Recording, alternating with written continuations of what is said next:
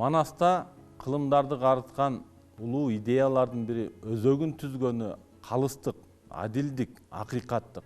Бул улуу сапаттар кыргыз менен бирге, коом менен бирге жашап келет. Бул бардык коомдо, бардык доордо абадай суудай керек улуу сапаттардын бири. Манаста душманын душман деп эле тебелей бербестен, жерге баса бербестен, өзүн көтөрө бербестен, калыс ой жүгүртүү менен, адилдик менен карап, душмандын артыкчылыгы, билими, баатырдыгы болсо, адалдыгы болсо, аны дагы таасын белгилеп айткан. Коңгурбайдын найзакерден ныктуу кул, жоонун айласын билген мыкты кул, кытайлык эле болбосо, кебез белбөө кеңөтүк кечилдин каны Коңгурбай, кыраандардын бири ошол деп суктанган да жайы бар, баалаган да жайы бар.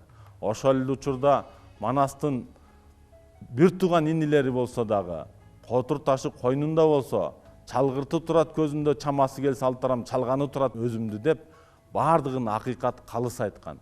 Ошол эле учурда Манас барбая түшөт экенсиң, сууга салган чанаштай дардая түшөт экенсиң, эрдигиң бар, эсиң жок, эчтеме менен ишиң жок деп катагандын кан кошой Манаска акыйкат калыс баа бергендиги дагы бул адилдиктин, калыстыкты туу туткан улуу сапаттардын бири.